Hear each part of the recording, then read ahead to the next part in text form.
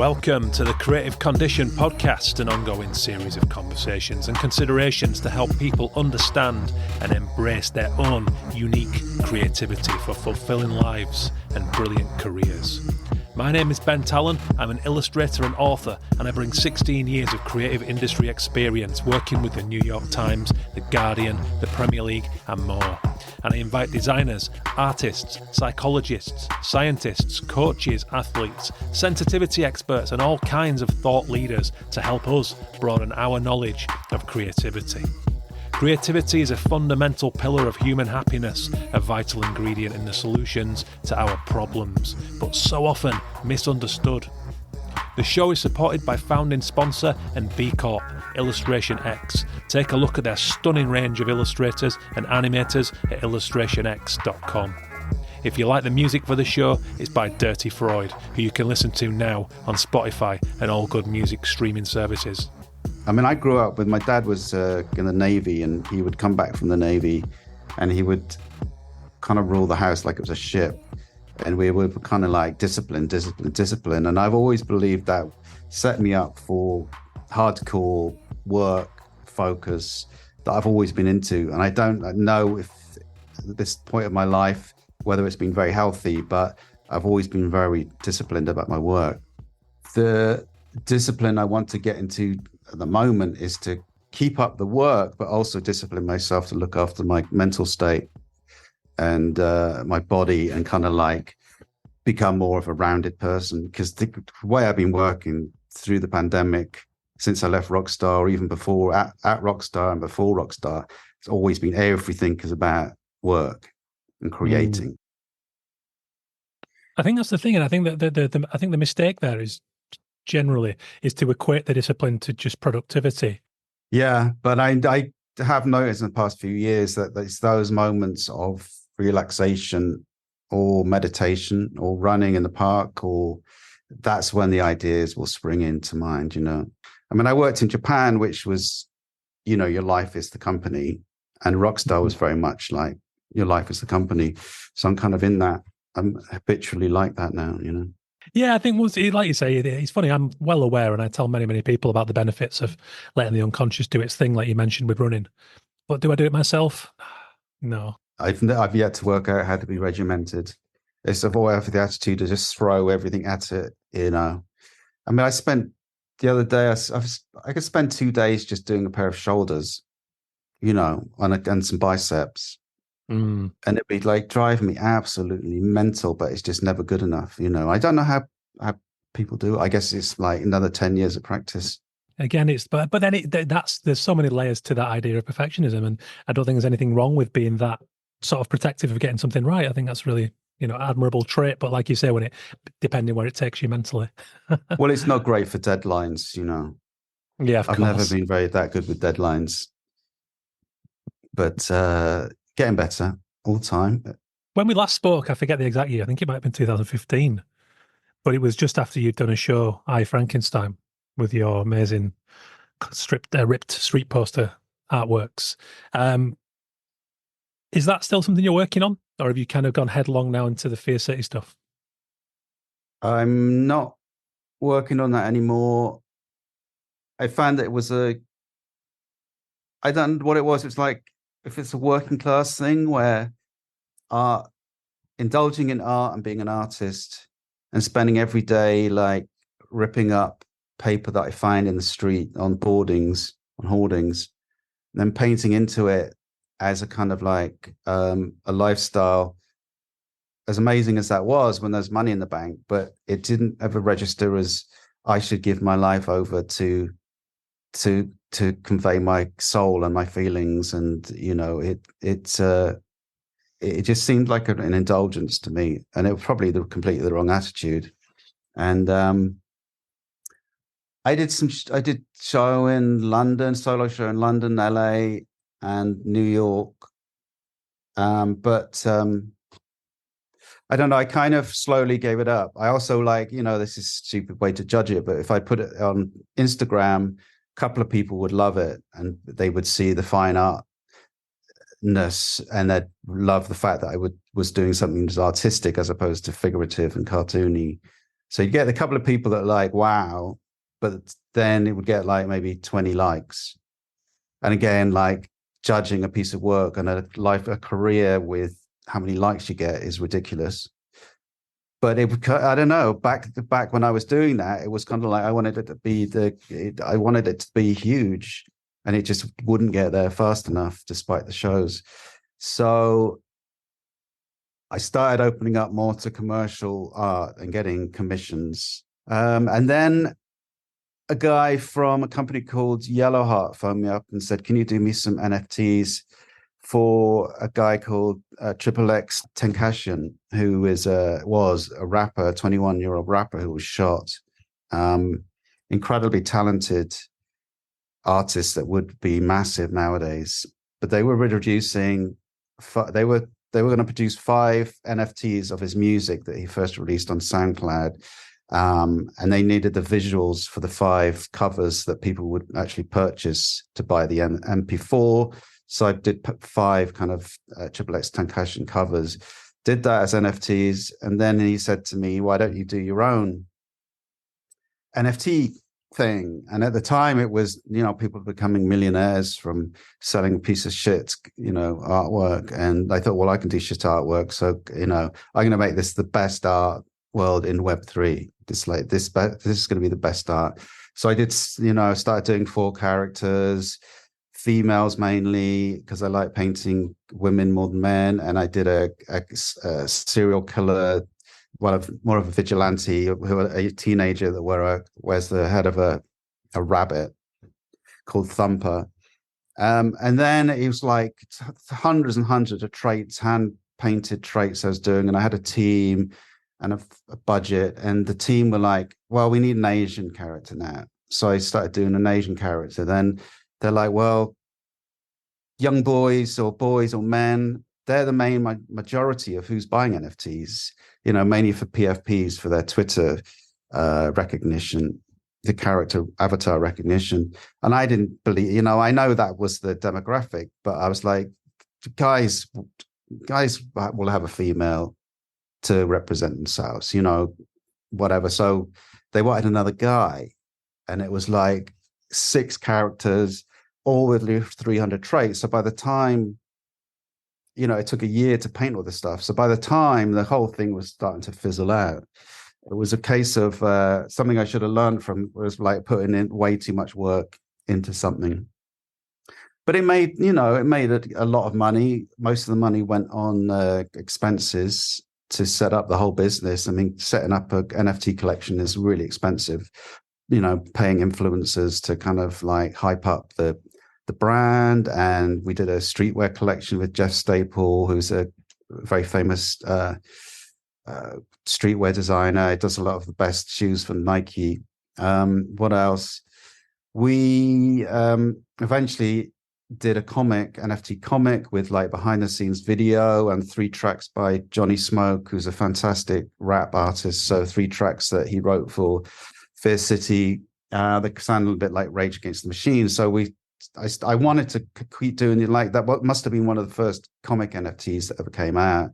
So I was trying to pioneer this whole situation, but now it's transitioning into something else, and there's not that kind of like ability to make millions at the moment.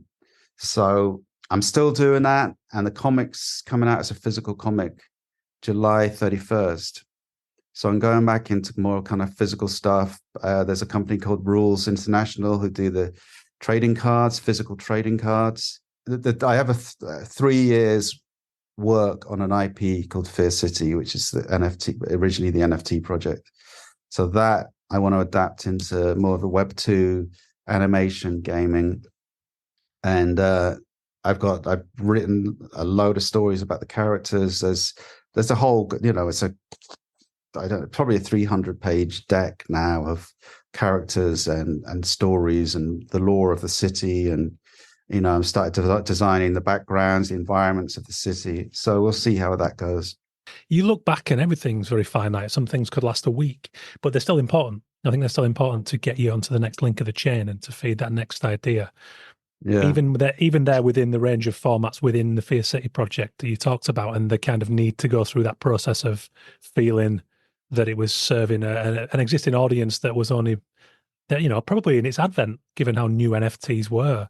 Seems almost slightly naive to think, well, it's guys who are buying it, so we'll keep serving the guys. It's almost like, no, let's be a pioneer and do something cool with it while there's still this relatively blank canvas going on around it.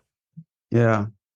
I think maybe, see, what led me to do the rip poster collages, and just so people don't know them, but around New York, there's like there's loads of building sites, and on hoardings around the building sites, every day there's new layers of kind of advertising posters that are posted up illegally, and people walk along the street and they'll rip them down, or they'll write a slogan on them, or they'll spray a tag, or just crazy little messages sometimes, or stickers. And if an area of New York hasn't been touched for a while, the wall, the hoarding will be just this organic, it'd just be growing like a rose bush or something, but with kind of weird kind of like street culture. And then the weather comes down and then weakens the glue, and the poster starts flipping down. And then you got layers and layers of all these old kind of like graphics from past 5 years that layered over each other of advertising posters. And if I cut into that with a knife, you can pull out various kind of shapes of characters and faces of models and typefaces and fonts and slogans, and it just would build up and cut into them, and then paint my more figurative cartoons on top. So that's what I was doing. And I did a TED talk on it called The Power of the Palimpsest. So a friend one day said to me, "Oh, you're making palimpsests," and I didn't know what that meant. And it's basically layers of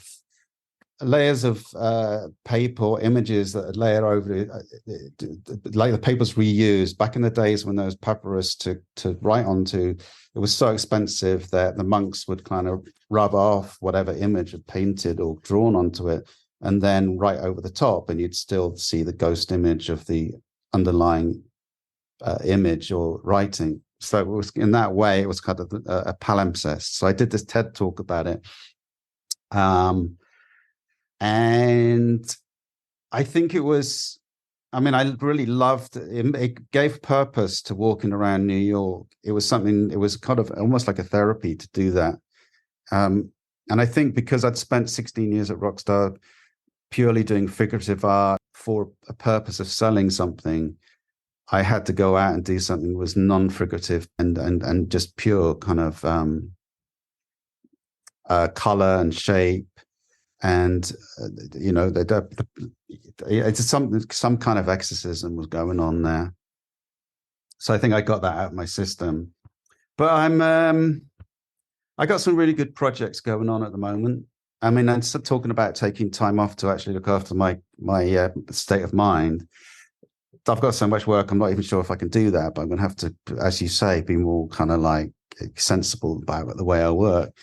Yeah, I've been working for DC Comics, which is a big thing for me, because I draw because DC Comics and Marvel. I was a kid, I would copy DC Marvel comics and Jack Kirby, and in fact, if you look at some of my early work, it was very Grand Theft Auto, in the fact that it was structured like panels of concentrated focusing in on an image of a guy's head or kind of a car exploding. Or it was like, when I was 10, I was almost, that was the root of the Grand Theft Auto style, I feel. That's my interpretation anyway. Yeah. So to actually, it took way too long to get to do DC covers. But I did. It's an issue. It's a thing called Absolute Powers. A series called Absolute Powers, and there's a character called Amanda Waller who's got these android characters that are stealing the powers of the Justice League America, and it's been a lot of fun doing that. And I get to do and I'm doing the fifth one, which will be Batman. So awesome. that's pretty amazing. Yeah. That's really cool. I'm very interested in the narrative origin of Fear City, because these characters, I'm in love with them. I think they're such, to me, as a viewer, There's something very contemporary and very tangible in my everyday life that I see in society at large, in the way the world's sat just now. Is there any conscious recognition of anything along those lines? Like, tell me about the origin of these characters in this world that you've created. It all stems from like the cultural references growing up from the 70s. So there's Starsky and Hutch is the root of Heaven and Hell, who are two female cops, both glamorous, like Charlie's Angels. They're female Starsky and Hutch. And one is corrupt and a little bit jaded, and the other one is a sophomore, kind of like straight out police academy, obeys all the rules. So you got the conflict of those two, and their arc being that one becomes more aware of the rules and the other one slightly takes on, not corrupted, but she modifies her abeyance of the rules, realizes that maybe obeying the rules is such a great thing. So got that conflict going on, and those are going to be the two next comics that I do. And I've written 48 pages, but they're not good enough yet. I've got to edit them. And part of the Fear City NFT project was that a couple of our community members won a competition that they got to write the comics with me. So every Tuesday we would meet, and we've written the comics together. So at the moment I'm editing and working on those. And as I said, I've got the Thumper comic coming out July 31st, but that guy is the most popular. Out of all the NFTs, people love the rabbit because he looks so crazy. And his father's a Italian overlord. He's maybe the most powerful man in Fear City. And there's a possessed mask that this boy wears, and he goes out with his katana and starts killing off criminals. And then the possessed mask takes over this teenager and gives him so much strength and power, intelligence, that the violence becomes indiscriminate, and only his father can save Fear City from the wrath of this kid, his son. And that character came from all those freaky Easter Bunny photographs from the past, the 1940s onwards. You know the ones? I do know the ones, yeah. God knows who was making the mask in the local village, but the things are terrifying. And there's a whole bunch of them where the kids are screaming in terror, and you kind of like looks like a kind of like a serial killer in a rabbit mask. And it's funny because throughout the 70s, there's not a lot of kids crying. They're kind of like whatever. And then the more you get on into the 90s, the more they're getting soft and the kids are crying. And it's like, I don't know if it's true, but for me, it was kind of like a little bit like kids are getting softer over the decades. If you go online and Google, Easter Bunny Christmas photographs, you'll see what I'm talking about. So we were tougher in the 70s. But yeah, so Fear City is everything I've ever been interested in growing up. Warriors, the movie Warriors, that's the Warriors, Starsky and Hutch, Charlie's Angels probably would be the three root influences for Fear City, and of course Gotham as well. And I'm starting to introduce crap superheroes into the city. Inevitably I had to do that because it all was getting a little bit straight. I always wanted to be somehow detached with some kind of reality. And I read this book called Save the Cat. Do you know Save the Cat? Which is a screenwriter's book. I wanted to learn how to write a comic strip based on, professional screenwriting kind of rhythm of the hero's arc. And Save the Cat refers to every movie has to have a Save the Cat moment where you learn to love the protagonist because he does something that is giving, like he saves a cat from a tree. And then you empathize with the main guy, I feel like I set my sights too high, and I'm always comparing myself to way bigger artists and judge myself as well. I'm not there yet, so I kind of like get down on myself, and it's not a good way to live. And I'm trying to think now, what will set me apart from gallery artists that I look up to? I'll probably never get to their level. What will set me apart from NFT artists who? And it's this book I've been writing for a long time.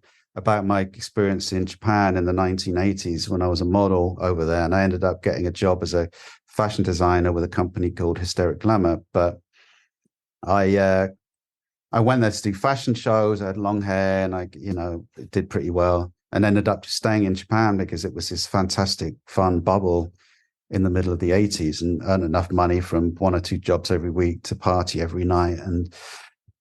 But along the way, there was a lot of kind of like stupidity and kind of privilege and breaking a lot of rules and meeting a lot of, like people messing with the mafia. And so I have a whole collection of stories from back then, and I'm trying to write that right now because I think it's the only thing that could set me apart is to have the book, which I've called Poser, because I've always been a poser ever since I was a kid. I'd always like dress up and be a bit of a ponce like that. Yeah, so that's what I mean. Right, I got an artist called Alessia DeCio in Italy who drew my whole Thumper comic, and she's ready. I know that she can draw anything that I imagine. She's an incredible artist, and I want to show Japan in the 80s visually, from the like aerial views and down in Roppongi and the club districts and the style of all the people that lived there and the models and inside the clubs. And I'm hoping that will become something. I mean, I'm using the books that have become the graphic novels that have become big in the past 20 years as an inspiration for that.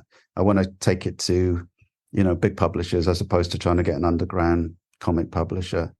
So that's my main kind of like side project I'm working on at the moment. And then I thought I should write as a David Starris style diary, because David Starris is hilarious, and all he's reading about is his family going on holiday when they're kids and looking at turtles.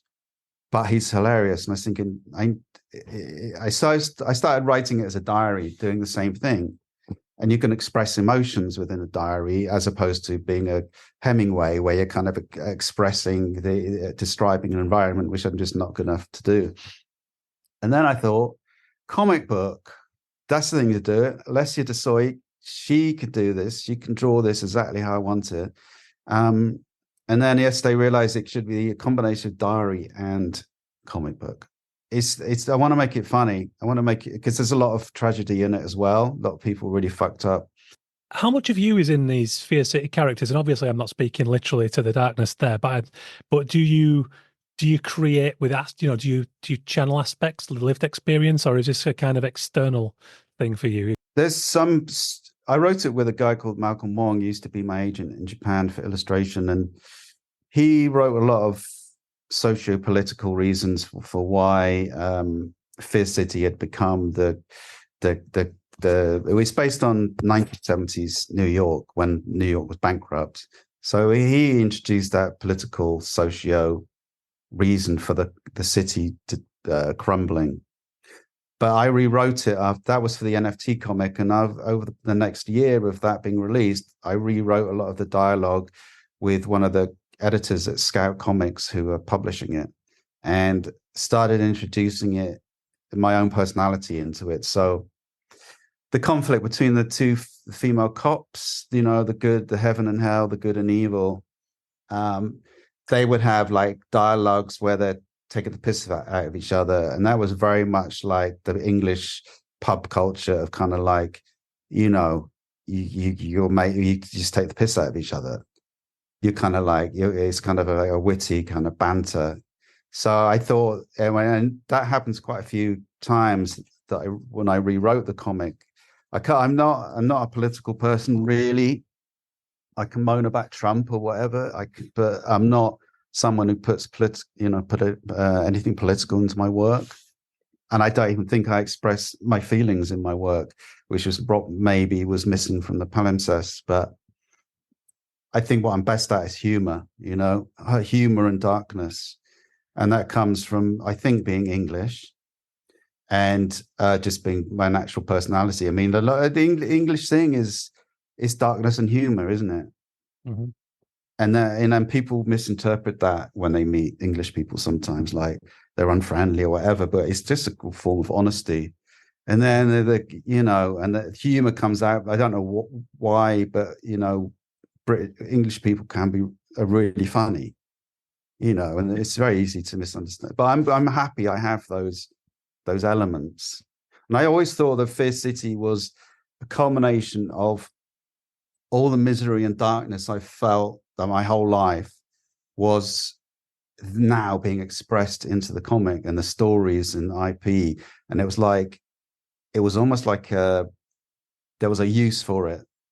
Like if I was feeling a bit mental one day and down, well, it would lead to some kind of like humorous way of perceiving a situation. Mm-hmm. It's kind of a survival instinct and also just something we've always grown up with. So I was really happy about that. I was like, wow, I'm never going to be miserable at parties. I'm going to be miserable at parties in the future, but I'm going to be really happy about being miserable because it's going to means that it had a purpose and I'm making money from it. That was my thinking. Mm-hmm. And then it didn't sell as well as I wanted. And I'm like, fuck, it just means I'm miserable.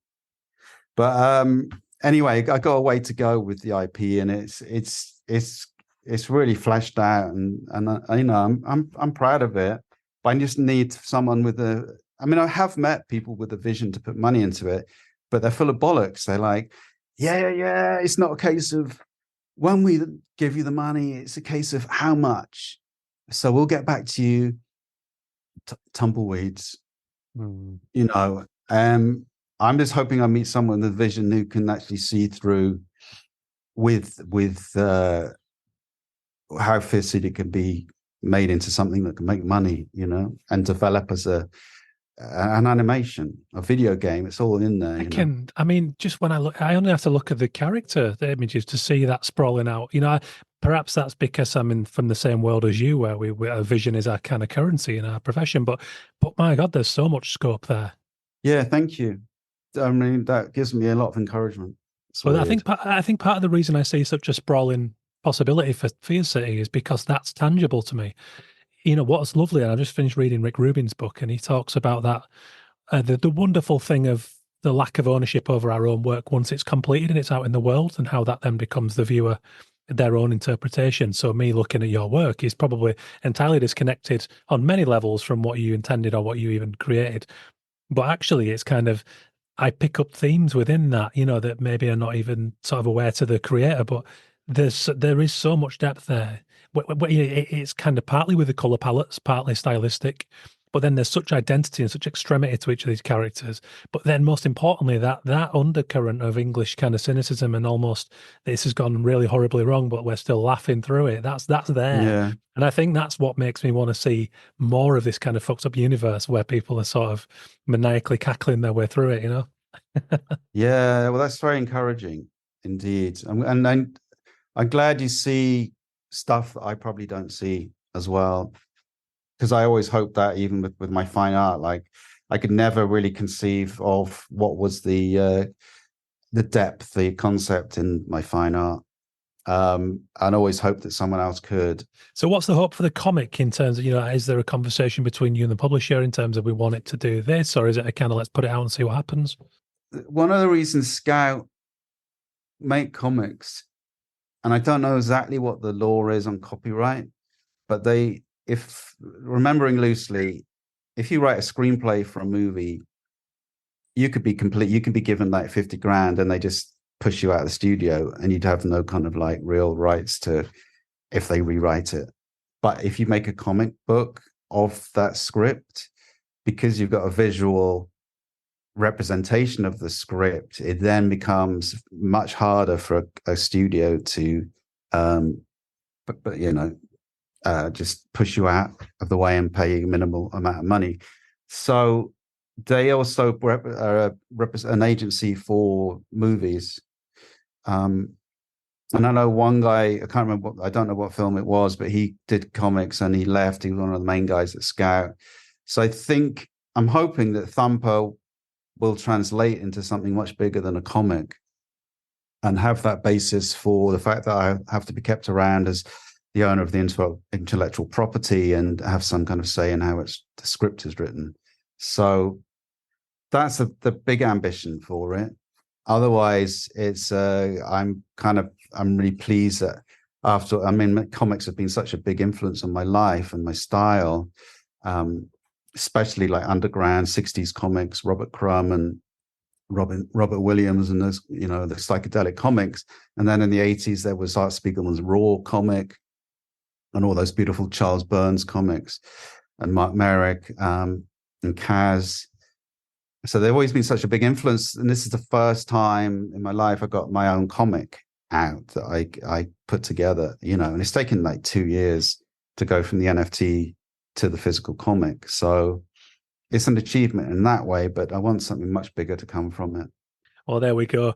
Well, I've covered most things. This has been a pleasure as ever.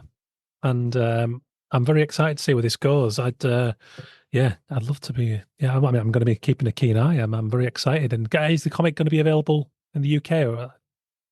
Well, best is to order it from Scout Comics. It's just scoutcomics.com, and then you enter in Thumper into the search, and Bob's your uncle. So that's coming out July 31st. And there's a lot of nice merch, Fair City merch on there as well, beer glasses and stuff.